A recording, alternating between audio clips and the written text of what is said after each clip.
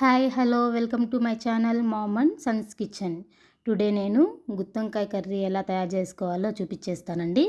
ముందుగా బౌల్లోకి వాటర్ తీసుకొని అందులో కొంచెం సాల్ట్ వేసుకొని పెట్టుకోవాలండి. తర్వాత వంకాయలు తీసుకొని వాటిని 2 ఘాట్లు పెట్టుకొని ఆ వాటర్లో వేసుకోవాలండి. ఇలా వాటర్లో వేయడం వల్ల వంకాయలు బ్లాక్గా అయిపోకుండా ఫ్రెష్గా అలానే ఉంటాయి. ఇప్పుడు తర్వాత ఒక మిక్సీ జార్ తీసుకొని వంకాయలకి స్టఫ్ ఎలా తయారు చేసుకోవాలో చూపిస్తానండి. మిక్సీ జార్లో పల్లీలు, మెంతులు అండ్ చెక్క లవంగము, వెల్లుల్లిపాయలు, కొద్దిగా చింతపండు అండ్ కొంచెం టమోటా వేసుకోవాలండి. చిన్న ముక్కలుగా కట్ చేసుకొని ఒక టమోటా తీసుకుంటే సరిపోతుంది. అందులోకి పసుపు కూడా ఒక 1/2 స్పూన్ అలా పసుపు వేసుకొని, ధనియా పొడి 1.5 స్పూన్ వేసుకుంటే బెటరు. నేనైతే 1 స్పూనే వేస్తున్నాను అండి. కారపొడి మేము కారం ఎక్కువ తింటాం కాబట్టి ఒక 3 స్పూన్లు వేస్తున్నానండి. తగినంత ఉప్పు వేసుకోవాలి. ఉప్పు మళ్ళీ సరిపోకుంటే మనం కర్రీలో కూడా అడ్జస్ట్ చేసుకోవచ్చు. మెత్తగా మిక్సీ చేసుకోవాలండి. బాగా నున్నగా ఉండాలి. తర్వాత ఒక ఆనియన్ తీసుకొని దాన్ని మీడియంగా కట్ చేసి పెట్టుకోండి. ఇప్పుడు కుకింగ్ ప్రాసెస్లోకి వెళ్ళిపోదామండి. ముందుగా స్టవ్ ఆన్ చేసి ప్యాన్ పెట్టుకొని ఆయిల్ వేసుకోవాలి. తర్వాత అందులోనే కొంచెం ఆయిల్ కాగినాక సాసవలు అండ్ ఇవి కొంచెం చిటపటలాడిన తర్వాత అందులోనే జీలకర్ర కూడా వేసుకోవాలండి. ఈ జీలకర్ర వేసి అవి కూడా కొంచెం చిటపటలాడాలండి. తర్వాత ఆనియన్స్ ఆల్రెడీ కట్ చేసి పెట్టుకున్నాం కదా, ఇప్పుడు ఆనియన్స్ కూడా వేసేయాలండి. ఈ ఆనియన్స్ వేసాక వీటిని దోరగా వేగనివ్వాలి. అవి గోల్డెన్ బ్రౌనిష్ కలర్ వచ్చే వరకు వేగనివ్వాలి. నార్మల్గా మళ్ళీ తర్వాత వేగిన తర్వాత అందులోకి కర్రీ లీవ్స్ వేసుకోవాలి. కర్రీ లీవ్స్, ఆనియన్స్ బాగా వేగాయండి. ఇప్పుడు ఆల్రెడీ నేను వంకాయల్లో స్టఫ్ పెట్టేసుకొని పక్కన పెట్టేసుకున్నాను. ఆ వంకాయలని ఒక్కొక్కటిగా ప్యాన్లో వేస్తున్నానండి. ఇప్పుడు ప్యాన్లో వంకాయలు వేసేటప్పుడు మనం స్టవ్ సిమ్లో పెట్టుకొని వేసుకోవాలి. ఎందుకంటే ఇది హైలో ఉండిందంటే వంకాయలు, ఆనియన్స్ అన్నీ మాడిపోతాయండి. సో సిమ్లో పెట్టుకొని అప్పుడు వంకాయలన్నీ ప్యాన్లో వంకాయలు వేసుకున్నాం కదండి. ఇప్పుడు వీటిని అలాగే కొంచెం సిమ్లోనే పెట్టుకొని హాఫ్ కుక్ అయిపోవాలి. ఇలానే మొత్తం సిమ్లోనే హాఫ్ కుక్ అయిపోవాలి. మనం main stove SIM to medium ఫ్లేమ్లోనే పెట్టుకోవాలండి.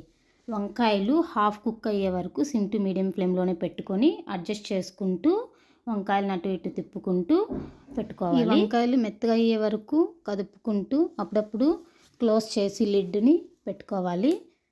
ఇప్పుడు మనము మూత మూసి పెట్టేద్దాము. అవి అలానే కుక్ అవుతూ ఉంటాయండి. మనము మూత మూసి పెట్టి అప్పుడప్పుడు చూస్తూ ఒక 10 to 15 మినిట్స్ మూసి పెట్టేసి చూసుకుంటూ కదుపుతూ ఉండాలండి. ఈ వంకాయ కర్రీలోకి వేడివేడిగా అన్నం కానీ సంగటి కానీ వేసుకొని తింటే చాలా బాగుంటుందండి. ఇప్పుడు మనం మళ్ళీ మూత మూసేసుకొని సిమ్లో పెట్టేసుకోవాలి. సిమ్లో పెట్టుకొని దాన్ని ఉడికించుకోవాలి. ఇప్పుడు మళ్ళీ మూత తెరిచి చూస్తే ఒక 5 మినిట్స్ తర్వాత ఇలా ఉందండి. వంకాయలన్నీ కొంచెం మగ్గినాయి, చూసారు కదా. ఇలా మగ్గితే హాఫ్ కుక్ అయ్యాయి అని అనుకోవచ్చు మనము. ఇప్పుడు మళ్ళీ వీటిని కదుపుకొని ఇవి ఇలా కదుపుకుంటూ ఉండాలి. ఎందుకంటే కింద అడుగంటకుండా చూసుకోవాలి కాబట్టి. సో ఇప్పుడు మనము మిక్సీ జార్లో ఆల్రెడీ మసాలా ఉంది కదా, ఆ మసాలాని మొత్తం ఇందులోకి ట్రాన్స్ఫర్ చేసేద్దామండి. ఎందుకంటే వంకాయలతో పాటు ఈ మసాలా కూడా పడుతుంది. ఈ మసాలా వేసిన తర్వాత మనము ఇందులో ఉప్పు, కారము అన్నీ ఉన్నాయా లేదో, సరిపోయిందో లేదో చూసుకొని అడ్జస్ట్ చేసేసుకోవాలి. ఇప్పుడే ఇంకా మళ్ళీ వాటర్ పోసేస్తాం కాబట్టి ఏదైనా ఉన్నా ఇప్పుడే చూసేసుకోవాలి. ఏమైనా తగ్గింటే ఉప్పు కానీ కారం కానీ ఏదైనా తగ్గింటే ఇప్పుడు వేసేసుకొని వాటిని కలిపేసుకొని మళ్ళీ మూత పెట్టి మూసిపెట్టుకోవాలండి. చూసారు కదా మసాలా ఎంత ఉందో. మనం వీటిని మూసిపెట్టుకొని తీసిన తర్వాత చూడండి ఆయిల్ అంతా పైకి తేలింది. ఇప్పుడు మనం మిక్సీలో వాటర్ పోసి వాటిని బాగా తీసి అంతా మసాలా మొత్తము కడాయిలో వేసుకోవాలి. ఇందులోకి గ్రేవీ వస్తుంది. ఇప్పుడు మనకి చాలామంది ఎక్కువ కర్రీ తినము, మాకు ఇంత అయిపోదు, మా ఇంట్లో మిగిలిపోతుంది అనుకునే వాళ్ళు ఈ వాటర్తో స్టాప్ చేసేసుకోవచ్చు. లేదు మాకు కొంచెం గ్రేవీ కావాలి అనుకునే వాళ్ళు ఇంకా కొన్ని వాటర్ వేసి వాటిని పెట్టుకోవచ్చండి. ఈ గ్రేవీ ఉంటే సంగట్లోకి చాలా బాగుంటుంది. కొద్దిగా నీళ్ళు వేసి కలిపేసి క్లోజ్ చేసేసానండి. తర్వాత 10 మినిట్స్ తర్వాత ఓపెన్ చేసి చూస్తే మనకి ఇలా ఆయిల్ అంతా పైకి తేలుతూ కనిపించింది. అంతే అండి, కర్రీ అయితే కంప్లీట్ అయిపోయింది. ఇప్పుడు కొత్తిమీర కొంచెం వేసేసుకొని దాన్ని ఒకసారి కలిపేసుకొని స్టవ్ ఆపేసుకుంటే రెడీ అయిపోయినట్టే.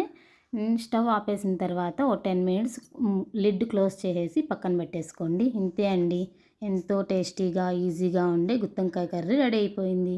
మీరు ట్రై చేసి మీకు ఎలా వచ్చిందో నాకు కమెంట్ చేయండి. సబ్స్క్రైబ్ చేసుకోండి.